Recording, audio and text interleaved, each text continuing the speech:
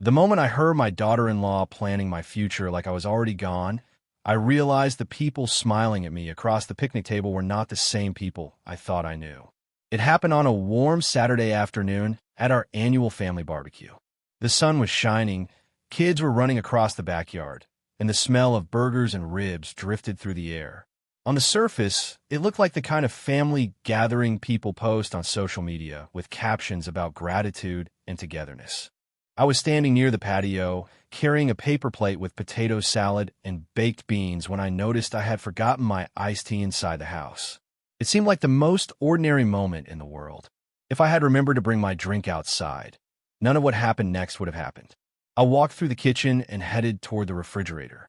As I reached for the handle, I heard voices coming from the laundry room just around the corner. Normally, I would have made some noise to let people know I was there. But the first sentence stopped me cold. "She's going to nursing home soon anyway," a woman said. I recognized the voice instantly. Ashley, my daughter-in-law. I froze with my hand still on the refrigerator door. At first, I honestly thought I had misunderstood her. Maybe she was talking about someone else. Maybe one of her relatives. Maybe a neighbor. Then another voice laughed softly and asked, "Has David agreed to it yet?" Ashley let out a small sigh. "Not completely, but he will. He hates conflict. Once he realizes it's the practical solution, he'll come around." My stomach tightened. They were talking about me. There was no doubt anymore. I stood perfectly still, afraid that even the sound of my breathing might give me away. Ashley continued speaking in the calm, confident tone people use when they think they are being reasonable. "The house is way too much for one person at her age anyway. It doesn't make sense. The house, my house, the home my late husband and I bought 43 years earlier. The place where David took his first steps. The place where every Christmas morning, birthday dinner, and family milestone had happened. Suddenly, it sounded less like a home and more like an asset being discussed in a business meeting. And when she moves, her friend asked. Ashley laughed quietly. Then things become a lot simpler. Simpler. I looked down at the paper plate in my hands and felt my appetite disappear. For a few seconds, I honestly considered walking into the room and confronting her. Part of me wanted answers. Part of me wanted to see her face when she realized I had heard every word. But another part of me, the part that had survived 72 years of life and learned the value of patience, told me to stay quiet. So I stayed exactly where I was. Ashley kept talking. "Honestly, it's not like she can manage everything forever. Someone has to think ahead." Her friend agreed. They sounded so casual, so comfortable, as if they were discussing vacation plans instead of a human being. Eventually, their conversation shifted to something else, and I quietly walked back outside before either of them saw me. The laughter of my grandchildren filled the yard. My son David was standing by the grill flipping burgers. Ashley appeared a minute later carrying a bowl of fruit salad and wearing the same warm smile she always showed in public. "Margaret," she said cheerfully, "I saved you a seat." I smiled back, the same way I had smiled hundreds of times before. The difference was that now I knew something she didn't know. I had heard every word, and from that moment forward, I started paying attention. For the rest of that afternoon, I acted exactly the way Ashley expected me to act. I smiled when people told stories. I laughed when my grandchildren chased each other through the yard. I even complimented Ashley on the fruit salad she brought to the barbecue. If she felt guilty about what I had overheard, she certainly did not show it. In fact, the more I watched her, the more confident she seemed. That was when I realized something important. People reveal the most when they think nobody is paying attention. Before that day, I had always given Ashley the benefit of the doubt. Whenever she seemed impatient, I assumed she was stressed. Whenever she forgot to call, I assumed life was busy. Whenever she made comments that felt slightly insensitive, I convinced myself she did not mean them the way they sounded. But once a person shows you who they are, it becomes difficult to unsee it. During the next several weeks, I started noticing things I had ignored for years. One Tuesday afternoon, Ashley stopped by for coffee. She sat across from me at the kitchen table and spent nearly 20 minutes asking questions about home maintenance. At first, the conversations seemed harmless. Then the questions became oddly specific. Had I considered downsizing? Was it difficult keeping up with property taxes? Did I ever worry about emergency repairs? She spoke casually, but every question seemed to circle back to the same subject. The house. My house. The place where I still lived comfortably and independently. A few days later, she called again. This time she wanted to know whether I had updated my estate documents recently. I nearly laughed when she asked. Not because the question was funny, but because it came so soon after the conversation at the barbecue. I answered carefully and gave her nothing useful. She sounded disappointed. The following Sunday, David and Ashley invited me to dinner. My son had always been a kind man, sometimes too kind. He wanted everyone to be happy, which often meant avoiding difficult conversations altogether. Halfway through the meal, Ashley brought up a news article about senior living communities. She talked about swimming pools, fitness centers, social activities, and restaurant-style dining. The presentation was so polished that it almost sounded like a sales pitch. David looked uncomfortable. He focused very hard on cutting his chicken into tiny pieces while Ashley continued describing all the benefits. Then she smiled at me. Some of those places are actually nicer than most neighborhoods, she said. I smiled back. That is good to know. She seemed surprised that I offered no resistance. I think she expected an argument. What she did not realize was that I had already decided to stay quiet and observe. The less I said, the more she revealed. A week later, I attended Emma's school concert. After the performance, my granddaughter wrapped her arms around me and asked whether I would come to her science fair next month. Before I could answer, Ashley stepped in and said, "As long as Grandma is feeling up to it." The comment sounded innocent. Nobody else noticed it, but I did. There was a pattern forming. Little remarks, tiny suggestions, small reminders about my age. One by one, they were building a narrative. And then came the moment that truly caught my attention. I was visiting their house one afternoon when Ashley thought I was outside talking with David. Instead, I had returned through the side door to grab my purse. From the hallway, I heard her speaking on the phone. "The timing matters," she said quietly. "If we wait too long, everything becomes more complicated." She paused. "No, David is getting closer. He just needs a little more convincing." My heart sank. She was still talking about me. I slipped out without making a sound. That evening, I sat alone in my living room looking at old family photographs. Pictures of birthdays, graduations, vacations, decades of memories lined the shelves around me. And for the first time, I stopped asking whether I had misunderstood Ashley. I had not. The evidence was becoming impossible to ignore. But what Ashley did not know was that I had secrets of my own. And before this was over, those secrets were going to change everything. Over the next month, I stopped looking at Ashley as my daughter-in-law and started looking at her the way an investigator looks at a puzzle.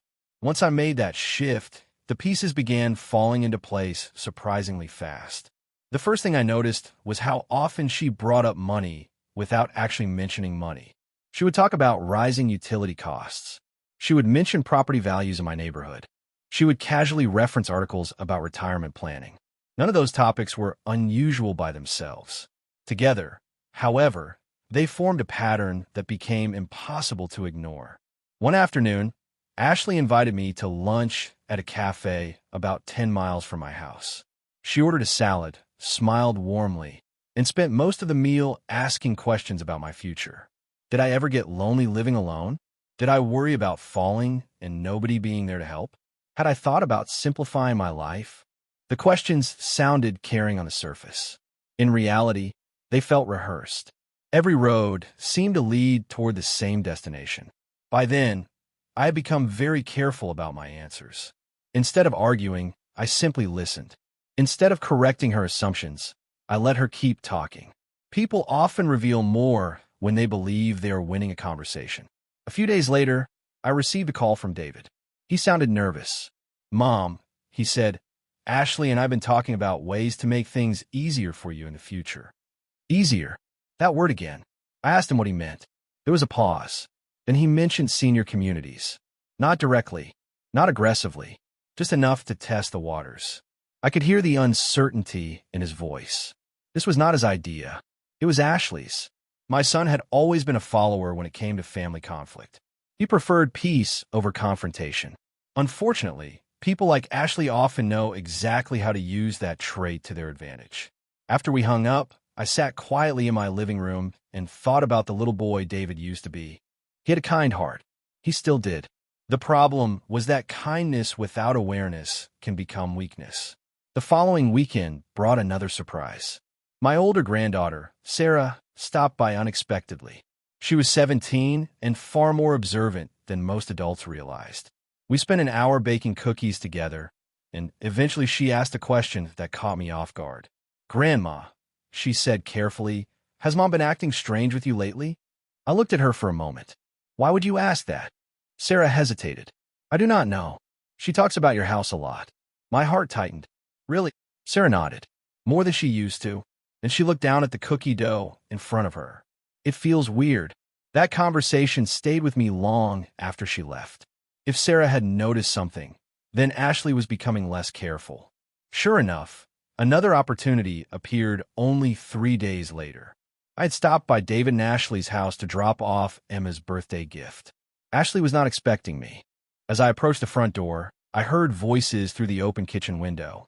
"The house alone is worth at least $800,000 now," Ashley was saying. Somebody responded, but I could not hear the words. Ashley continued, "Exactly. That is why planning ahead matters." I quietly stepped away before anyone saw me. My hands were trembling slightly by the time I reached my car. Not because of the money. Money had never been the issue. What hurt was realizing that my home had become a number in someone else's calculation. A few years earlier, I might have cried about it. Now I felt something different. Clarity. Ashley believed she understood my situation completely. She thought she knew what I owned. She thought she knew what my future looked like. Most importantly, she thought she knew exactly how this story would end. She was wrong about every single one of those things. The moment I stopped doubting myself, everything became easier. For weeks, I had been collecting little pieces of information, small comments, and strange conversations. Now I needed certainty, and certainty arrived on a rainy Thursday afternoon. I had finished grocery shopping and decided to stop at a small bookstore downtown before heading home. As I walked toward the entrance, I noticed a familiar SUV parked across the street. It belonged to Ashley. That alone was not unusual. What caught my attention was the building beside it. It was not a restaurant. It was not a store. It was a senior living consultation center. I told myself there could be a perfectly reasonable explanation. Maybe she was helping a friend. Maybe she was volunteering. Maybe I was letting my imagination get ahead of me. But then I saw Ashley walk out of the building carrying a folder.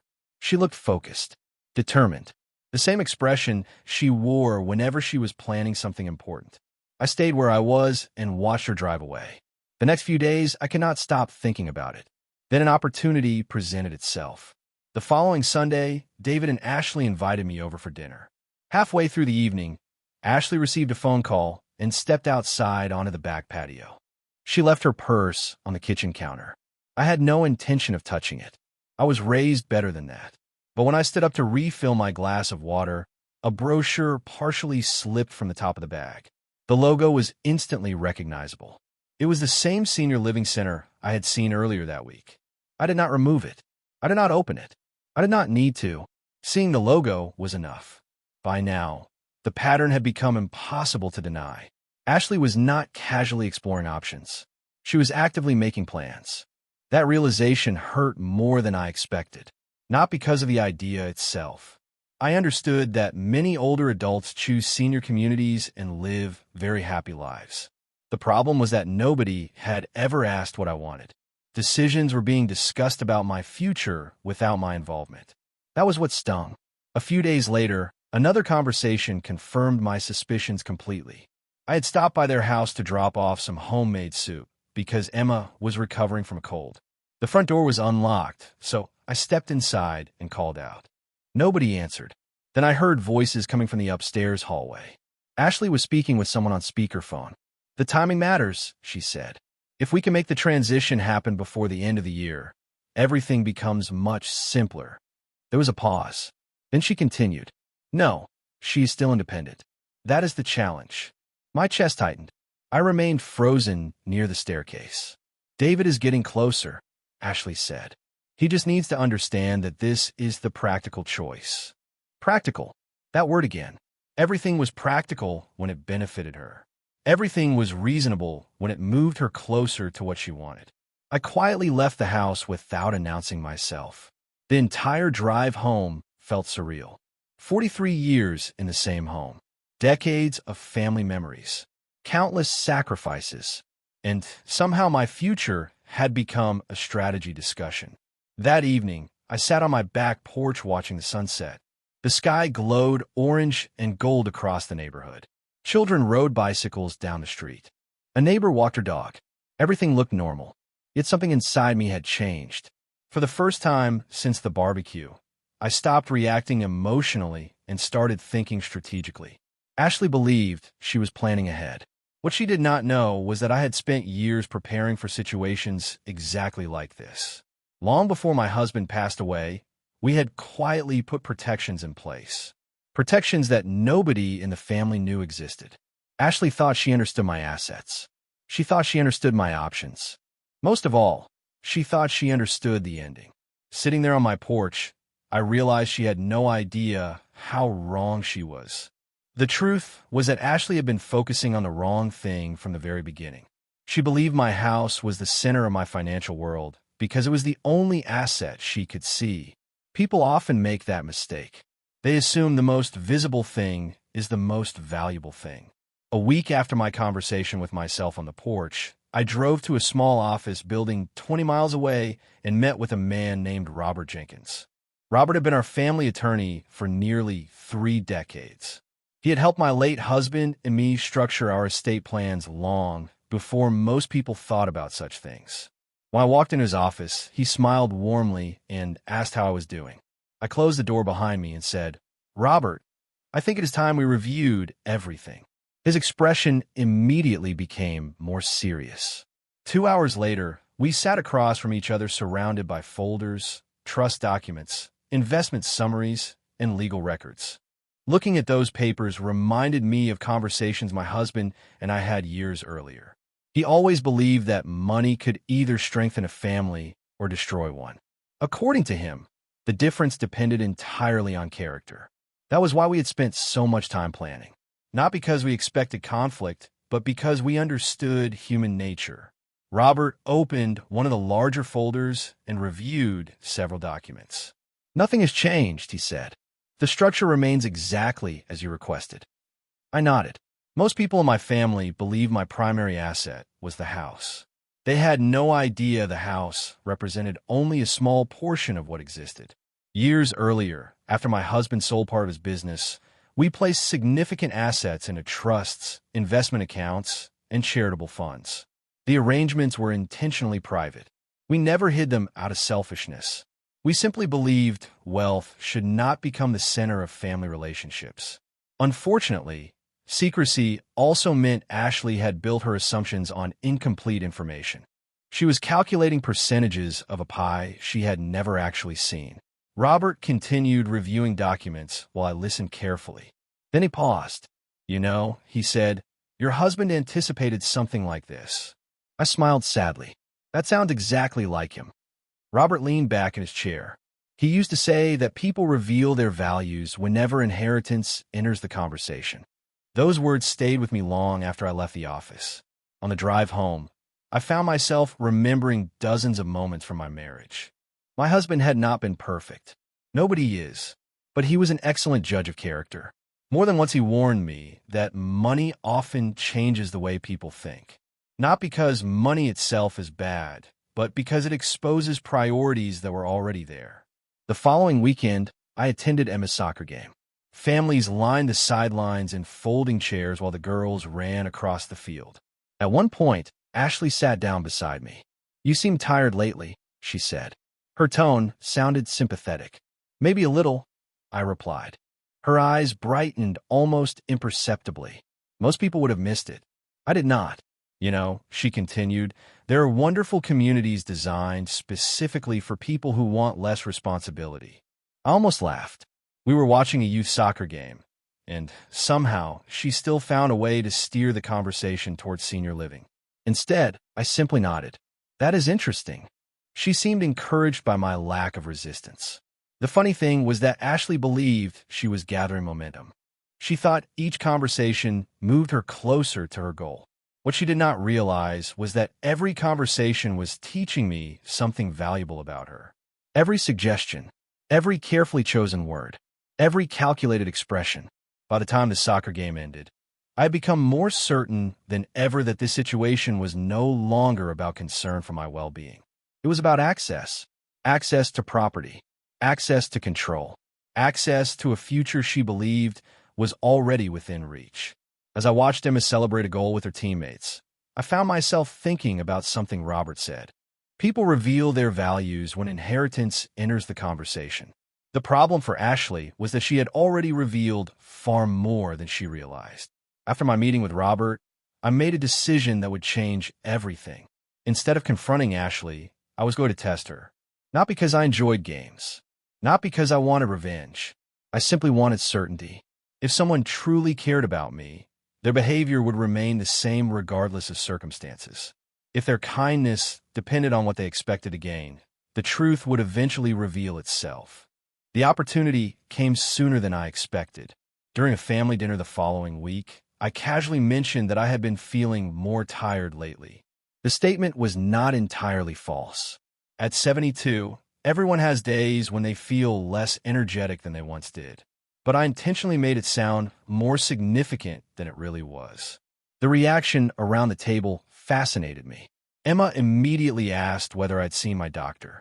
Sarah looked concerned and offered to help with errands if I ever needed anything. David frowned and asked several questions about my health. Ashley, however, reacted differently. She became almost too interested. Her eyes sharpened slightly, though her smile never disappeared. Maybe you should not be handling everything by yourself anymore, she said gently. There are wonderful options available. There was again. The same topic, the same destination, different wording. Over the next few weeks, I continued the test. I occasionally mentioned being tired after yard work. I allowed myself to move a little slower when getting out of the car. I accepted help carrying groceries that I could easily manage myself. Nothing dramatic. Just enough to create the impression that age was beginning to catch up with me. The results were revealing. Ashley's attention increased almost immediately. She started calling more often. At first glance, it looked thoughtful, but the conversations always seemed to circle back toward the same subject. One afternoon, she arrived at my house with coffee and muffins. We sat at the kitchen table while sunlight streamed through the windows. "Have you thought any more about simplifying things?" she asked. I pretended to consider the question. "Maybe a little," I replied. The excitement that flashed across her face lasted less than a second, but I noticed it. "You deserve to enjoy life," she said. "You should not have to worry about maintaining a large property." I nodded thoughtfully. "That makes sense." Her smile widened. That evening, I received a call from David. "Ashley says you've been thinking about making some changes," he said cautiously. I could practically hear her influence in the background. "I am considering my options," I answered. He sounded relieved rather than concerned. "Well, whatever you decide, we will support you." Support. Such an interesting word. The more this continued, the clearer everything became. Ashley was no longer planting suggestions. She believed progress was being made. Then something happened that surprised me. Sarah stopped by one Saturday afternoon and found me planting flowers near the front porch. She watched me for a few moments before speaking. "Grandma," she said carefully, "are you actually thinking about moving?" I looked up from the flower bed. "Why do you ask?" She hesitated. "Because Mom talks about it all the time now." My heart sank a little. Even Sarah had noticed. "And what do you think?" I asked. Sarah shrugged. "I think you seem perfectly happy here." Her answer stayed with me long after she left. Not because it was complicated. Quite the opposite. It was simple, honest, unfiltered, something that had become increasingly rare in recent months. By the end of the month, Ashley seemed more confident than ever. She believed events were unfolding exactly as she had hoped. What she did not understand was that every conversation, every suggestion, and every carefully crafted expression was becoming part of a much larger picture. A picture that I was quietly documenting in my mind. And soon, that picture would become impossible for anyone in the family to ignore. As the weeks passed, something unexpected began happening. Ashley was not the only person paying attention to me anymore. My granddaughters were watching too. The difference was that their reasons could not have been more different. Emma noticed changes because she cared. Sarah noticed changes because she was observant. Ashley noticed changes because she was measuring progress. One Saturday afternoon, Emma came over to help me decorate the front porch for fall. We spent hours arranging pumpkins, hanging wreaths, and laughing about old family stories. At one point, she looked at me and asked, "Grandma, are you happy?" The question caught me off guard. "Of course," I said. "Why would you ask that?" Emma shrugged. "Because lately everyone keeps talking about what is best for you, but nobody asks what you want." For a moment, I did not know what to say. Sometimes wisdom arrives from the most unexpected places. Emma was only 14, yet she had identified the exact problem that every adult seemed to be missing. Later that evening, after she went home, I thought about her words for a long time. What did I want? The answer was simple. I wanted respect. I wanted honesty. I wanted family members who saw me as a person instead of a problem to be solved. A few days later, Sarah stopped by after school. She sat at my kitchen table working on homework while I prepared dinner. Eventually, she closed her textbook and looked up. "Can I ask you something?" she said. "Anything." She hesitated. If someone really loves you, they do not make plans for your life without asking you first, right? I slowly set down the spoon I was holding. "That is generally true." Sarah nodded, as if she had expected that answer. Then she quietly said, "That is what I thought." She never mentioned Ashley directly. She did not have to. The concern in her voice told me everything. The girls were beginning to notice things that adults assumed children would miss. Not long after that conversation, another revealing moment occurred.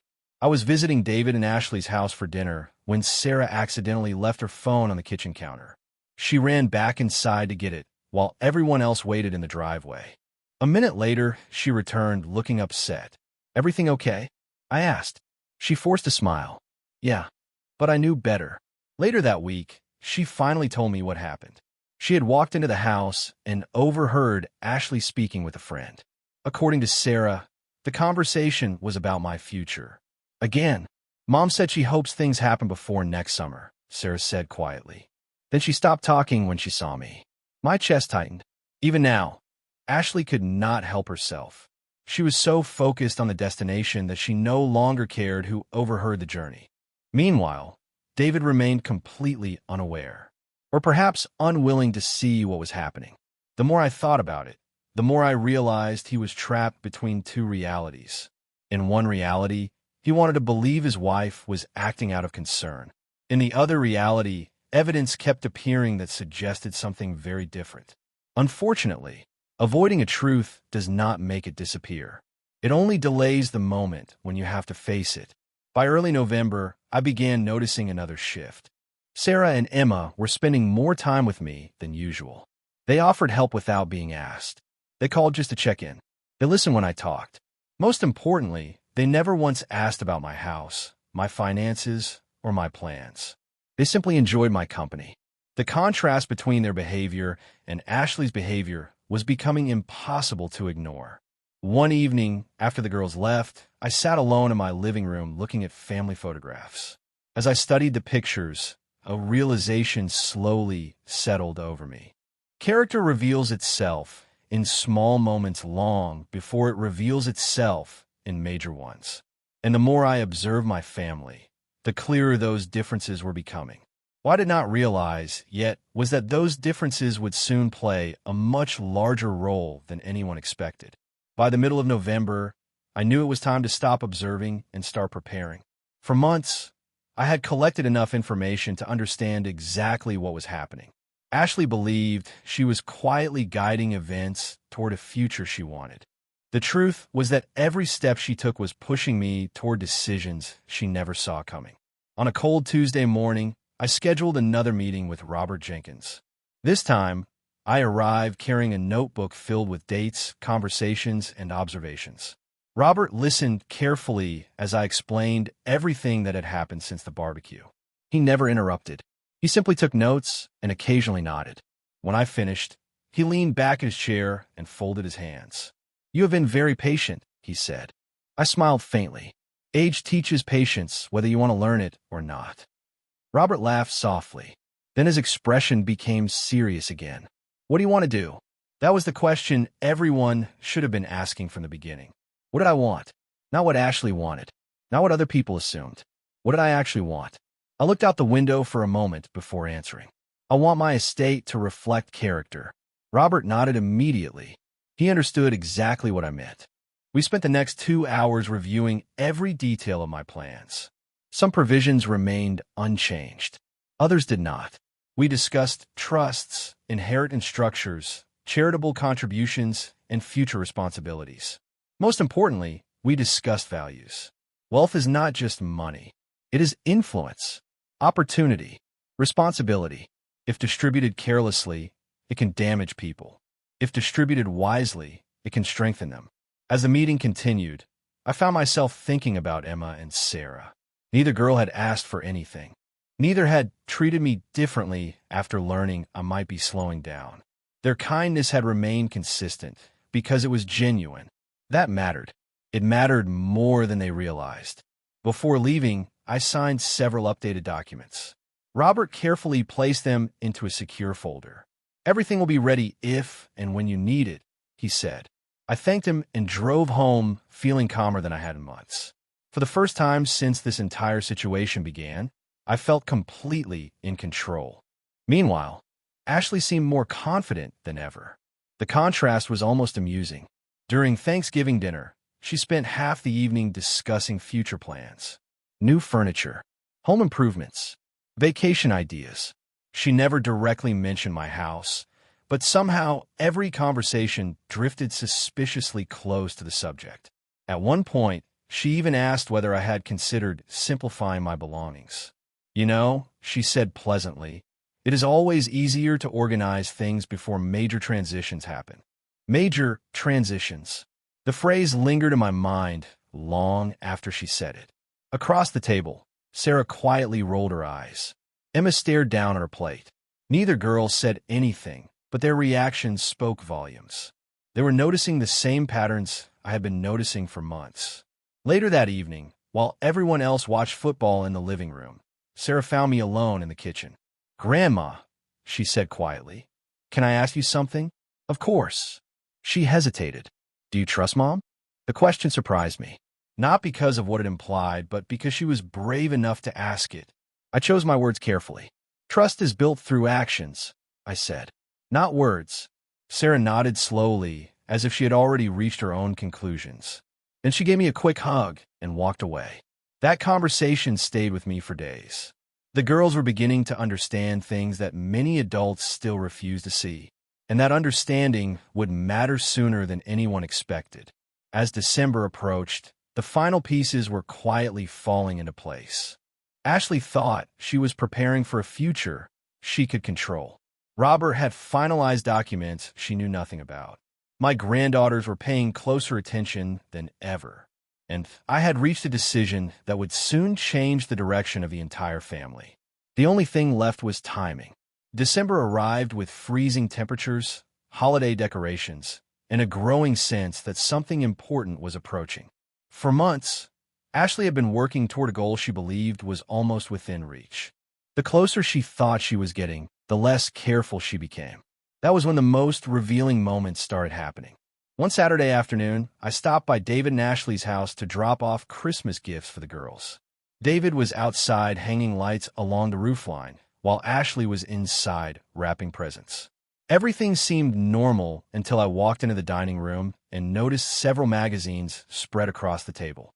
Most people would not have paid attention to them. I did. 2 of them featured articles about retirement communities. Another contained information about downsizing and estate transitions. Ashley quickly gathered them into a pile when she noticed me looking. "Just some reading material," she said casually.